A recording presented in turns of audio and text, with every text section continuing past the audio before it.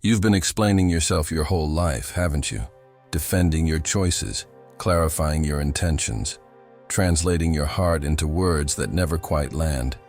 And still, people get you wrong. They label you, they assume, they walk away with a version of you that feels nothing like the truth.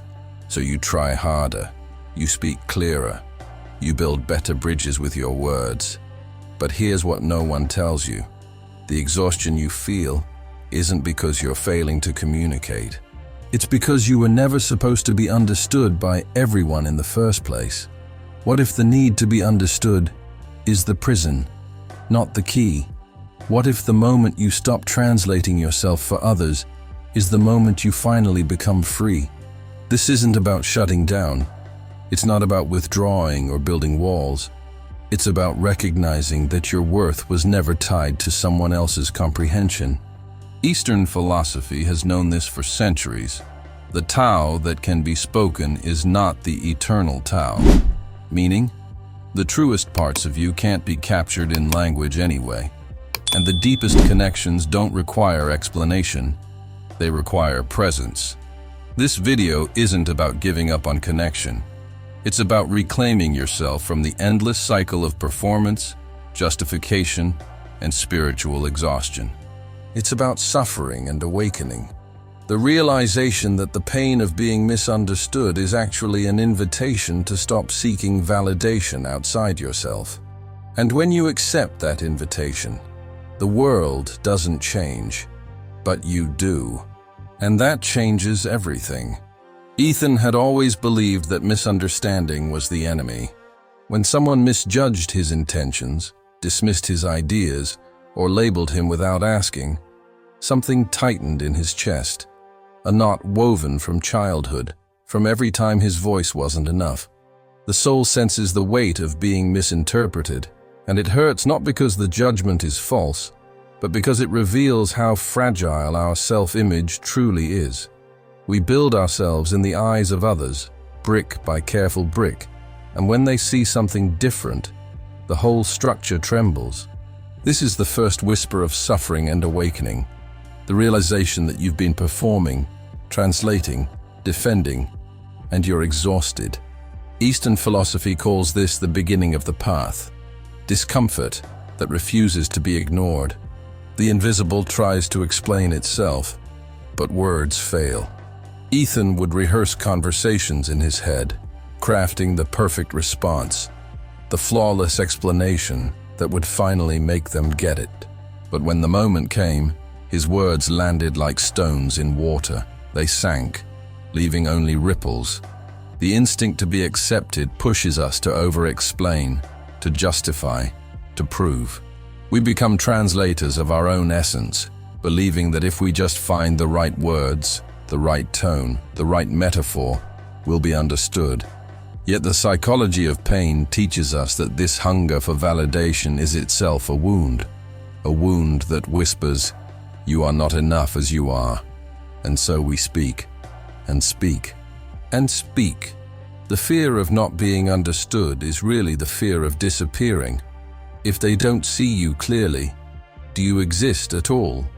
This terror lives deep in the psyche, in what Carl Jung called the shadow, the parts of ourselves we hide, deny, or dress up for public consumption.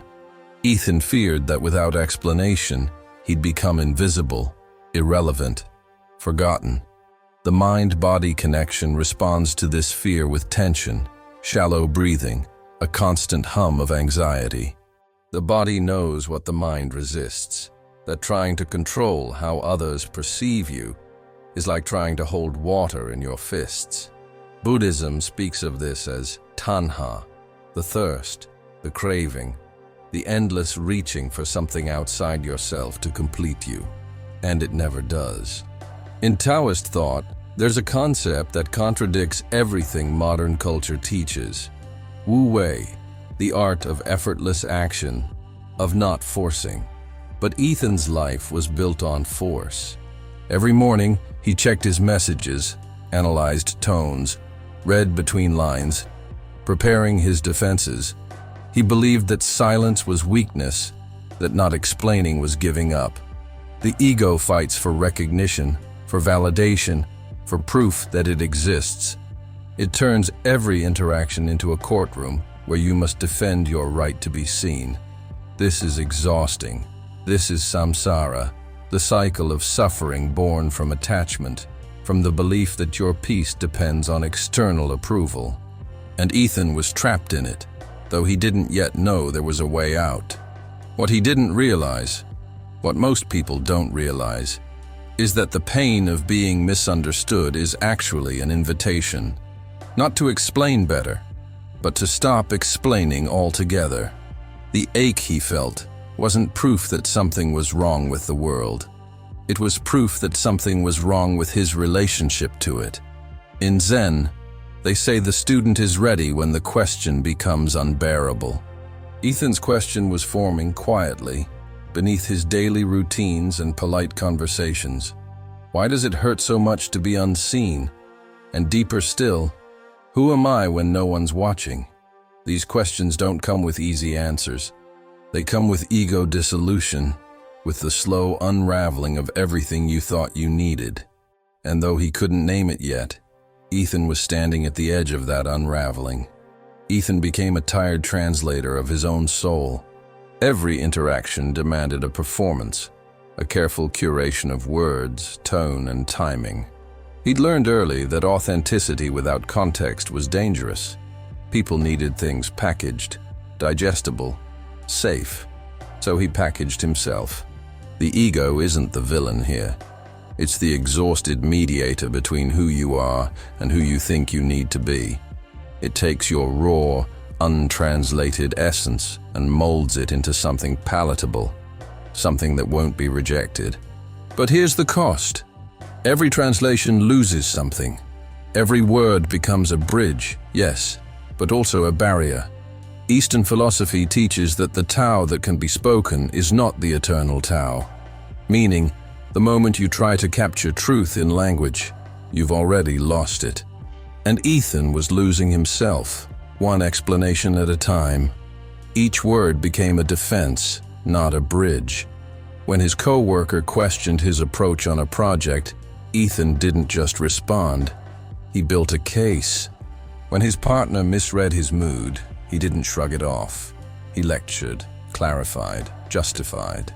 The psychology of pain reveals that over-explanation is a trauma response, a learned behavior from moments when silence meant punishment, when being misunderstood meant being hurt. So we learn to talk, we learn to convince, we learn to perform empathy, clarity, patience, all while our Jensha self sits quietly in the corner, wondering when it'll be safe to come out. Identity in this state isn't something you are. It's something you sustain through constant effort. And sustaining requires energy, and energy runs out. The irony is brutal. The more you explain yourself, the less authentic you become. Ethan would catch glimpses of this truth in quiet moments, driving home after a draining conversation, lying awake at 2 a.m., replaying what he should have said. He felt like an actor who'd forgotten there was ever a person beneath the role. Mindfulness practices in Buddhism point to this. The difference between the observing self and the performing self. The observer doesn't need to justify. It simply is. But Ethan had spent so long in performance mode that he'd forgotten how to just be. His identity had become a defense mechanism, a fortress built to keep rejection out. But fortresses are lonely places, and the walls that keep pain out also keep connection out. There's a Zen koan that asks, "What is your original face before your parents were born?" It's not asking for a clever answer. It's asking you to find the part of yourself that existed before you learned to translate, to perform, to explain. Ethan didn't know his original face anymore. He knew his resume version, his dating profile version, his family dinner version.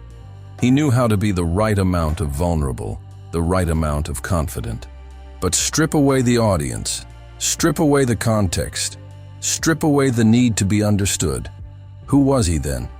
This question is terrifying because it dismantles everything the ego has worked so hard to build. And yet, spiritual transformation begins exactly here, in the recognition that you've been holding up a mask for so long, your face has started to ache. What Ethan couldn't yet see, what takes most of us years to see, is that the exhaustion itself is the message. The body keeps score, as trauma experts say, and his body was screaming.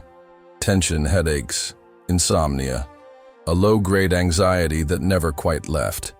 These weren't random symptoms. They were his system's way of saying, this isn't sustainable. This isn't you. In Taoism, there's the concept of non-attachment, not as cold indifference, but as freedom from the need to control outcomes, including how others perceive you. But to Ethan, non-attachment felt like giving up, like surrendering to invisibility. He didn't realize yet that what he was actually surrendering was the prison, and prisons, no matter how familiar, were never meant to be home. Ethan tried silence once, and it felt like drowning. A colleague made an assumption about him in a meeting, nothing cruel, just wrong, and for the first time in years he didn't correct it. He sat there, jaw tight, heart pounding, letting the misunderstanding hang in the air like smoke. Afterward, he felt sick, not because the assumption mattered, but because staying silent felt like betrayal. Betrayal of what, exactly? Of the version of himself he'd spent decades defending. Silence is mistaken for weakness when you've built your entire identity on being understood. The ego interprets quietness as surrender, as proof that you've given up the fight. But what if silence isn't surrender? What if it's the first act of self-awareness, the recognition that some battles were never yours to fight? The ego fights to be gotten, to be seen as intended. Ethan had convinced himself that being understood was a form of respect, that if people misread him, it meant they didn't care enough to see clearly. So every silence became a test. Every unanswered explanation became evidence of indifference. Shadow work asks us to examine what we're really afraid of beneath the surface story. And beneath Ethan's need to be understood was a deeper terror, that maybe he wasn't worth understanding, that maybe, if he stopped explaining, people would stop trying, and if they stopped trying, he'd be alone. This is the cycle of emotional pain. We perform to avoid abandonment, but the performance itself is a kind of abandonment, a betrayal of the self that doesn't need to prove anything. The noise of justifications masks the emptiness beneath. Every time Ethan felt misunderstood, he filled the space with words, clarifications, corrections, context. But one day, sitting in a coffee shop in Austin, watching strangers move through their lives without needing his narrative, something shifted. He realized that his constant explaining wasn't bridging gaps, it was widening them. People don't connect with explanations, they connect with presence. And he hadn't been present in years. He'd been too busy translating. Zen philosophy teaches that the sound of one hand clapping isn't a riddle to solve. It's an invitation to stop trying to make sense of everything, to sit with the paradox, to let the silence speak. Resistance feels like loyalty, but it's really just fear dressed up. Ethan resisted silence because he believed it would confirm his worst suspicion, that he was forgettable, that without his words, he'd dissolve into the background. This resistance is what Buddhism calls dukkha, the suffering that comes from clinging, from trying to hold on to a self-concept that requires constant reinforcement. Imagine holding your breath for years, convinced that exhaling means disappearing. That's what resistance to silence feels like. The mind-body connection rebels against this. Your shoulders carry the weight, your jaw locks, your sleep fractures. Your body knows what your mind refuses to accept. That silence isn't erasure, it's space, and space is where trauma healing begins. What Ethan didn't understand yet What takes courage to understand is that silence isn't indifference. It's discernment. It's the realization that not every misunderstanding deserves your energy, that not every judgment requires your defense. In Taoism, water doesn't argue with the rocks in the river. It flows around them. It doesn't need the rocks to understand its nature. It simply moves. Ethan had spent years being the rock, hard, fixed, defensive, and now, for the first time, he was beginning to feel the current. It terrified him, because flowing meant letting go, and letting go meant trusting that he'd still exist on the other side of the silence. And that trust?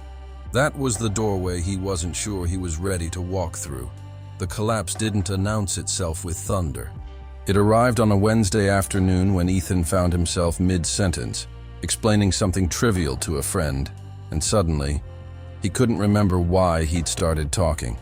The words felt hollow, mechanical, like lines from a script he'd memorized but never believed. He stopped. His friend waited, and in that pause, something inside him fractured, not violently, but completely. The pain of not being understood had become exhausting, yes, but what shattered him was realizing that the exhaustion had turned into something worse, indifference. He no longer cared if they understood. He no longer cared if he understood himself. This is what spiritual exhaustion feels like, when the armor you've carried for so long becomes too heavy to lift, and you finally let it fall. The collapse under the weight of maintaining your image is inevitable.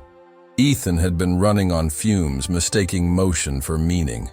Every explanation was a brick in a wall he'd built between himself and the world, thinking it was protection.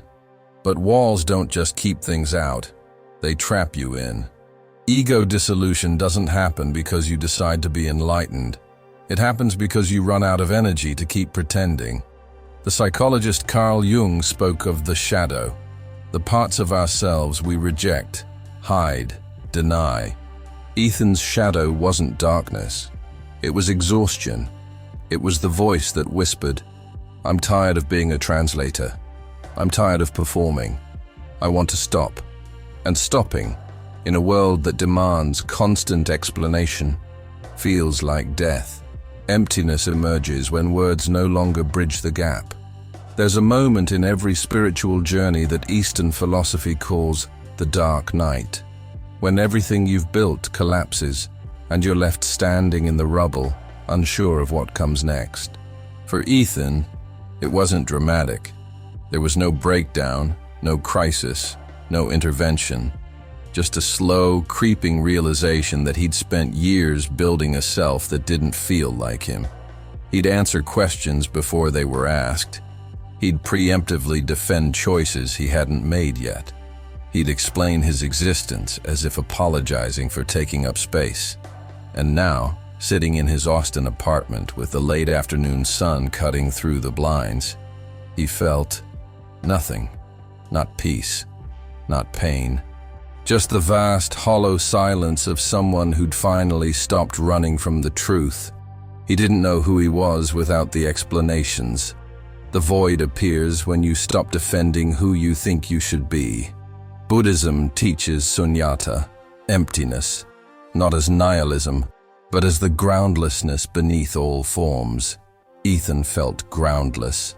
But groundlessness, terrifying as it is also freedom. There's nowhere left to fall when you're already at the bottom. Think of it like this. Imagine you've been holding a conversation with yourself for decades, constantly rehearsing, refining, justifying. And then one day, the other voice stops responding. You're left talking to silence. At first, it feels like madness. But then, slowly, you realize the silence was always there. You'd just been drowning it out. Trauma healing often begins in this collapse, when the old coping mechanisms finally fail and force you into the empty space you've been avoiding your whole life. What Ethan couldn't name yet, what lives beyond language, is that collapse isn't failure. It's liberation disguised as loss. The fatigue he felt wasn't weakness, it was wisdom. His body, His psyche, his soul had been trying to tell him for years, this isn't sustainable. And now, finally, he'd heard. In Zen philosophy, there's a saying, the obstacle is the path. Ethan had been treating his exhaustion as something to overcome, to push through, to explain away. But the exhaustion was the path. It was his system's way of saying, stop. You don't need to be understood. You don't need to be translated. You just need to be. And in that realization, terrifying and clarifying all at once, the space between who he'd been and who he might become began to open. Ethan stopped explaining, and the world didn't end. That was the strangest part. He'd spent years believing that silence was a form of abandonment, that if he didn't clarify, correct, or contextualize, he'd be misunderstood into oblivion. But when he finally let the words dissolve on his tongue, when he let misunderstandings sit without intervention, something unexpected happened. Nothing. Life continued. People moved on. And he was still here. The surrender begins when the word dissolves before it's spoken. Non-attachment in Taoism isn't about not caring. It's about releasing the compulsion to control outcomes. Ethan realized he'd been trying to control perception, to sculpt how others saw him, and it had been like trying to direct the wind. Exhausting, futile, and ultimately, unnecessary. In Zen, silence is the answer no question deserves. There's a famous story about a monk who asked his master, "What is the meaning of enlightenment?" The master said nothing. Days passed. The monk asked again. Again, silence. Not cruelty, clarity. Some truths can't be translated into language because language itself is the limitation.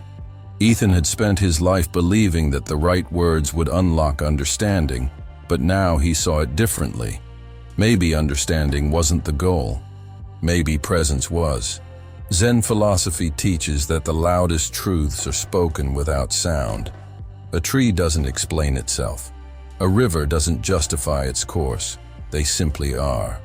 And for the first time, Ethan wondered if he could be that way too. Unexplained, unapologetic, whole. In the Tao, the river doesn't announce its flow. It moves. Water doesn't argue with the shape of the canyon. It adapts, flowing around obstacles without resistance, without commentary. Wu Wei, effortless action, is what happens when you stop trying to force the world to see you a certain way and simply exist. Ethan started practicing this in small ways. When a coworker misinterpreted his email, he didn't send a clarifying follow-up. When his mother made an assumption about his life, he didn't correct her. Not out of spite or passivity, but because he realized their misunderstanding wasn't his emergency, their perception wasn't his responsibility.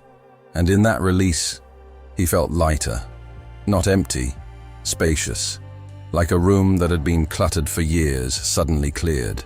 The course of your essence doesn't need narration to be real. This is what impermanence teaches in Buddhism, that clinging to any fixed identity, any static version of yourself, is suffering. You are not a sentence. You are not a resume. You are not the sum of your explanations. You are movement, change, breath. Ethan realized that every time he'd explained himself, he'd been trying to freeze frame his existence, to pin himself down like a butterfly in a collector's case. But life doesn't work that way. People change, contexts shift, and the version of you that someone sees today might not be the version they see tomorrow. Meditation and suffering intersect here. In the practice of sitting with the discomfort of being misperceived and choosing not to intervene, it's a kind of death, the death of the need to be seen. And in that death, something truer begins to breathe. What Ethan discovered, what can't be taught, only experienced, is that silence isn't the absence of communication. It's the presence of peace.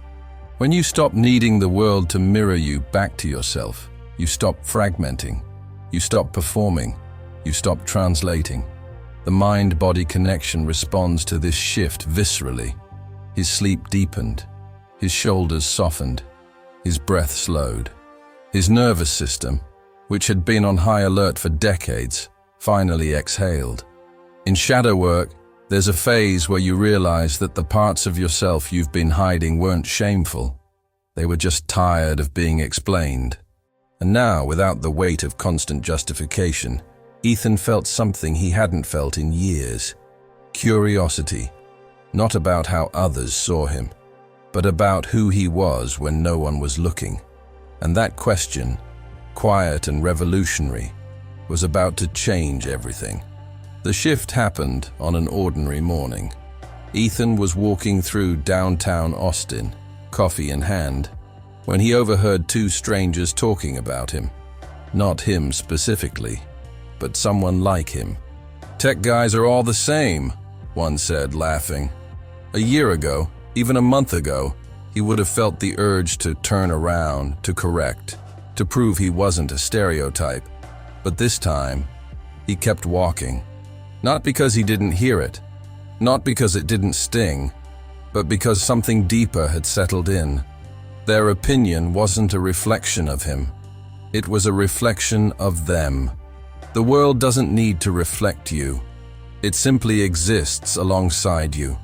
This is the insight that shatters everything. Self-awareness dawns when you realize that other people's perceptions are mirrors of their own experiences, wounds, and projections, not objective truths about you. Clarity is born when the gaze stops seeking validation. For years, Ethan had treated every interaction like a referendum on his worth. If someone liked him, he was valuable. If someone misunderstood him, he was failing. But now he understood. People don't see you. They see their version of you, filtered through their history, their fears, their needs. Eastern philosophy calls this Maya, the illusion, the veil that distorts perception. You can spend your entire life trying to control that illusion, or you can step out of it entirely. Ethan chose to step out, and what he found on the other side wasn't loneliness. It was freedom.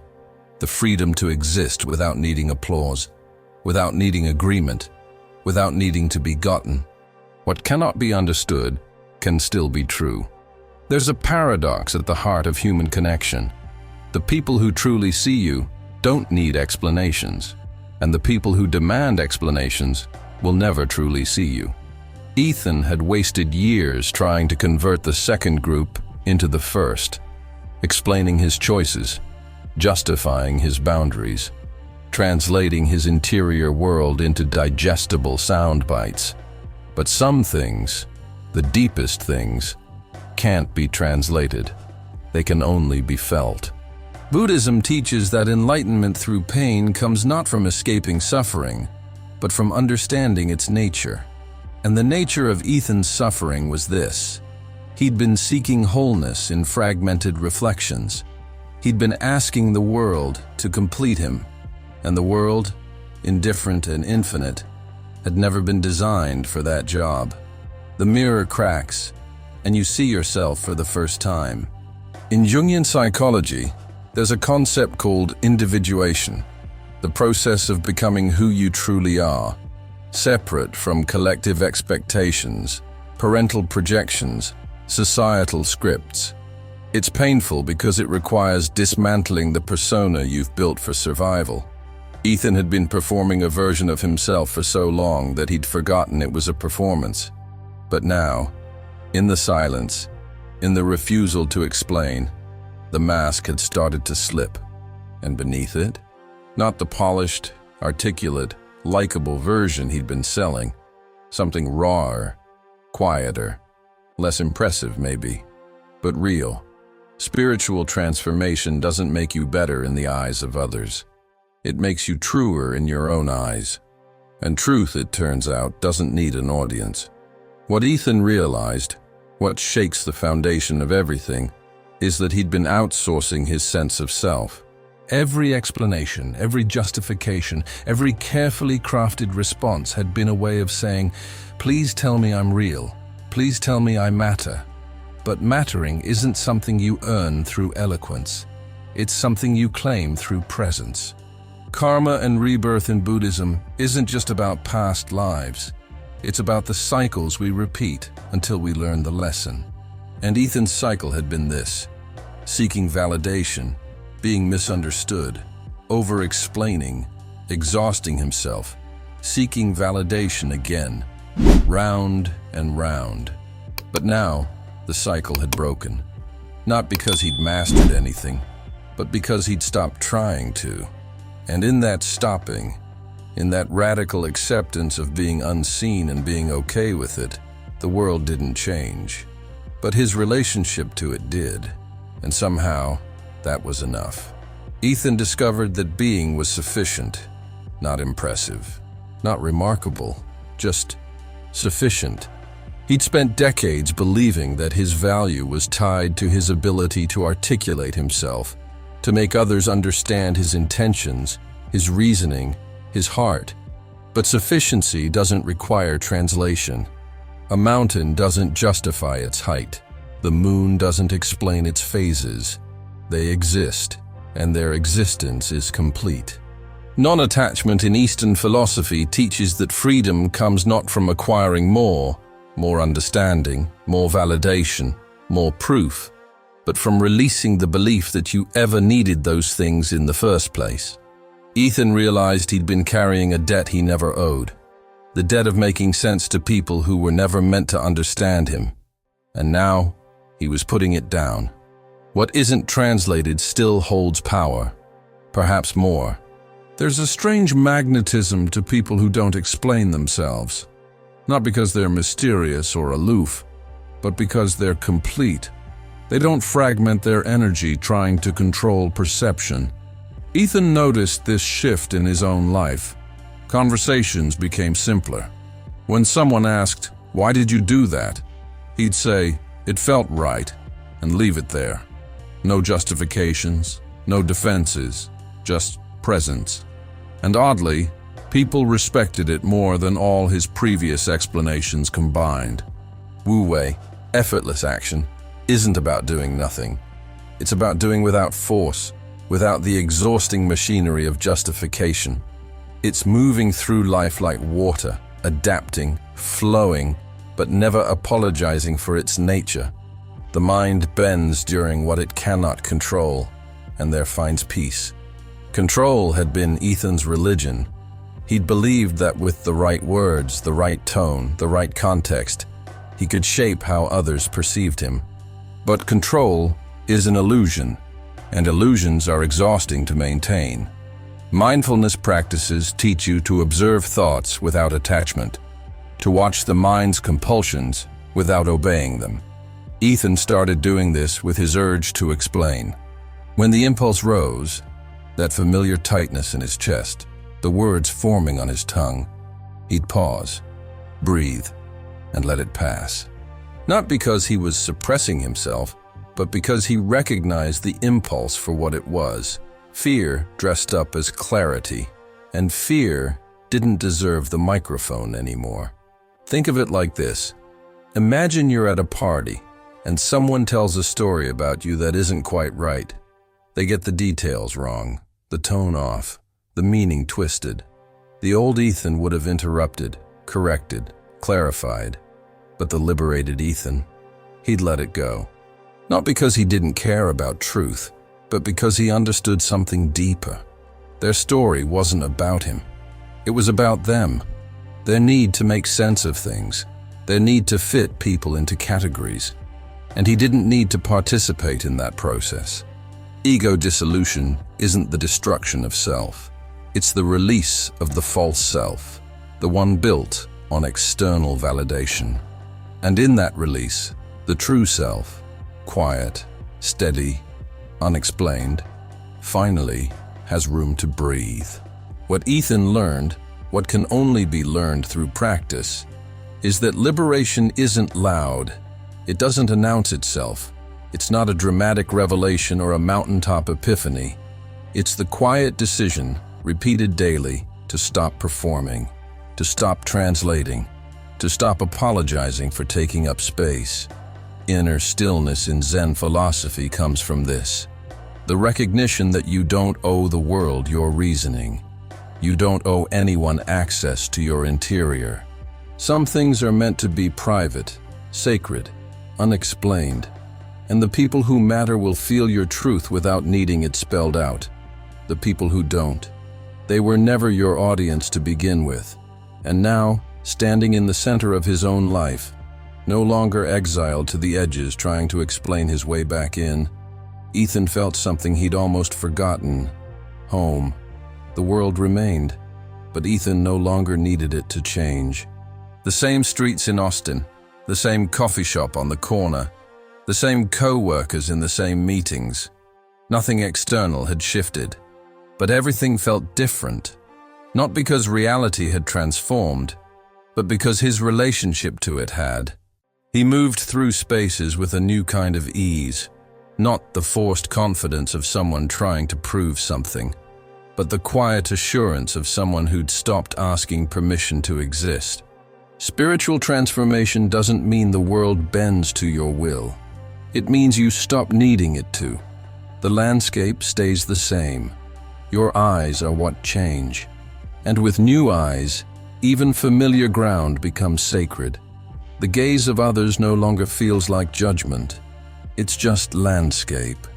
Ethan could sit in a room full of people and feel no compulsion to perform, to charm, to explain. Someone would make an assumption, and instead of tensing up, he'd simply notice it the way you notice clouds passing. No attachment, no resistance. Detachment in Buddhism isn't coldness, it's clarity. It's seeing things as they are without needing them to be different. People would misunderstand him, and he'd think, "That's interesting." The way you'd observe a bird taking an unexpected path. Not personal, not painful. Just part of the vast, chaotic beauty of human perception. He'd spent years treating other people's opinions like verdicts. Now they were just weather. Some days sunny, some days stormy. And none of it defined him. The world changes because you no longer need to be translated by it. Here's the paradox. When Ethan stopped trying to be understood, people started understanding him better. Not perfectly, not completely, but more authentically. Because he was no longer performing a version of himself designed for approval. He was just being. And being, it turns out, is magnetic in a way performance never is. Impermanence teaches that everything is always changing, including you. The Ethan who needed validation is gone. Not destroyed, but outgrown, like a snake shedding skin.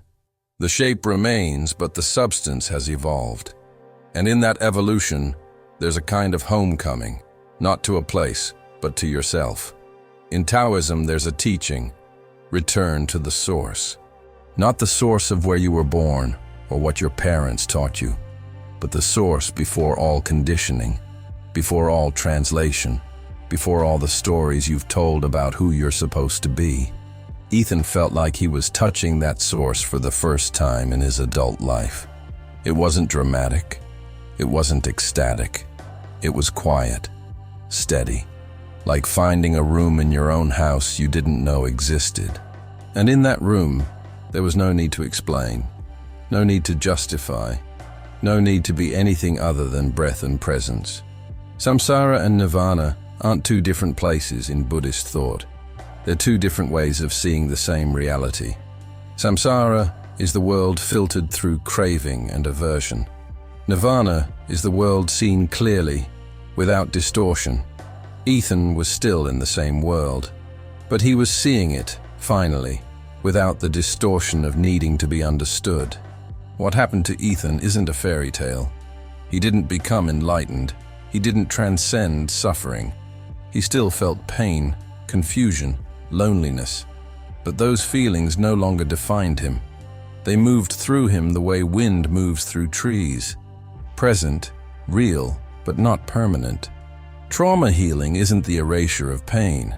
It's the development of space around pain. And now Ethan had that space. He could feel hurt without collapsing into it. He could be misunderstood without scrambling to correct the record. He could exist in the messy, imperfect reality of being human without needing applause. The world hadn't become kinder. He'd become freer. And freedom, he realized, wasn't the absence of struggle. It was the presence of choice. The choice to stop translating. The choice to stop performing. The choice to simply be. And in that choice, silently, powerfully, his world transformed. So, here's the question that matters. Are you still performing, or are you finally present? Ethan learned what most people spend lifetimes avoiding, that freedom doesn't come from being understood. It comes from no longer needing to be.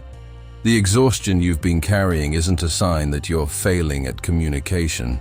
It's a sign that you were never meant to translate yourself for everyone. Some people will see you clearly without explanation. Others never will, no matter how many words you use. And that's not your failure. That's just the nature of human perception. Eastern philosophy has taught this for centuries. You cannot control the mirror. You can only control whether you keep staring into it, waiting for validation. You've been carrying the weight of other people's perceptions for too long. You've been translating yourself into a language that was never designed to hold your depth. And now, you have a choice. You can keep performing, keep explaining, keep exhausting yourself in the name of being seen. Or you can do what Ethan did, put it all down, not with anger, not with bitterness, but with the calm, steady recognition that your existence doesn't require a translator. Inner stillness isn't found in being understood. It's found in being unshaken by misunderstanding. The world won't applaud this shift. People might call you distant, cold, indifferent. Let them. Their discomfort with your peace is not your responsibility. Non-attachment doesn't mean you stop caring. It means you stop performing care to prove you're worthy of love. You already are. Not because someone finally got you right, but because you stopped needing them to. The river doesn't explain its course. The mountain doesn't justify its presence. And you? You don't owe the world your interior anymore. If this video spoke to something in you, something tired, something ready to stop performing, then stay. Not because you need more answers, but because you're finally ready to sit with the questions. Who are you when no one's watching? What remains when the explanations fall away? Can you exist in the vast, quiet space of being misunderstood and still feel whole? These aren't rhetorical. They're invitations. And the path doesn't end here. There's something deeper waiting. A truth about transformation that goes beyond silence, beyond stillness, beyond even understanding itself. If you're ready to go further, watch this. The discipline that destroys you is the same one that sets you free. Continue walking. The next lesson awaits.